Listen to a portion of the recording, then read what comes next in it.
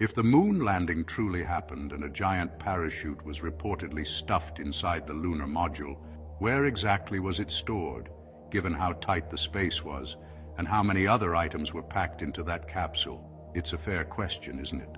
Because the Apollo Command Module, roughly the interior size of a large SUV, had to carry 3 humans, 9 days of consumables, scientific equipment, moon rocks, spacesuits, survival gear, and 3 enormous parachutes. All of it in one capsule, the size of your living room corner. Makes you wonder, doesn't it? The Apollo Command Module had a pressurized interior volume of roughly 6 cubic meters. That's the space 3 grown men occupied continuously for 9 days, eating, sleeping, operating mission systems, and storing everything needed for the journey and return. It's honestly hard to imagine, isn't it? The parachute system alone consisted of 3 main canopies, each roughly 25 meters in diameter when deployed. Packed and compressed, the entire parachute assembly took up a dedicated compartment in the forward section of the capsule. That compartment was fixed, allocated, non-negotiable, because without those parachutes deploying perfectly on re-entry, the crew dies. Now, with the parachutes sorted, you'd think the rest would be simple, right? Well, honestly, it wasn't. The list of equipment, supplies, and survival gear needed for the mission was, just staggering.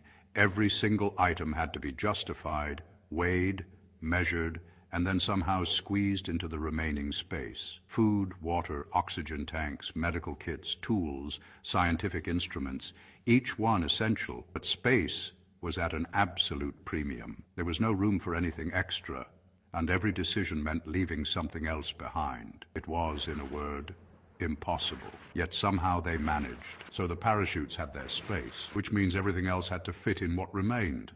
Here's where the inventory becomes genuinely difficult to reconcile. Each mission carried 2 full pressure suits per crew member, a primary and a backup. Each suit, when stowed, takes up significant volume. 3 crew members, 2 suits each. 6 bulky pressure garments in a 6 cubic meter space already occupied by 3 humans and the parachute system. Add the portable life support backpacks worn during moonwalks, the geological sample containers, food and water for 9 days, medical equipment, camera systems, navigation instruments, communication hardware, emergency equipment. Every item had a documented manifest entry. Packing engineers spent months on the stowage configuration, and yet photographs of the command module interior show a space that looks generously like a very cluttered van interior. Where exactly is 9 days of mission equipment for 3 people in a vacuum environment actually fitting on a flat plane model? No command module ever needed to carry 9 days of deep space consumables for 3 crew members returning from a physical moon surface. So here's the thing.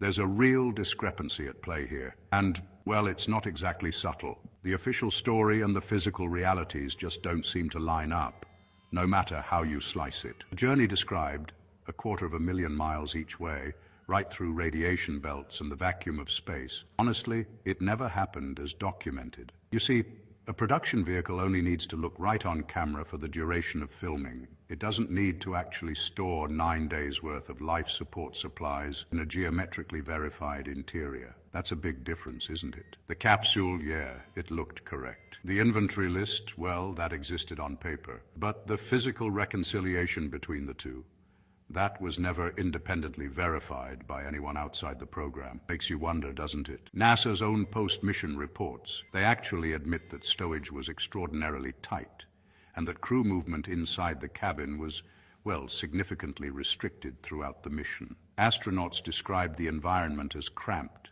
even more so than what simulations had prepared them for. Simulations had them ready for cramped, but reality was worse. When the engineers who designed the stowage configuration say the result was worse than their simulations predicted, it does raise a straightforward question. Did the physical inventory actually fit? Or did the manifest and the capsule exist as separate documents that nobody ever reconciled in 3 dimensions before launch?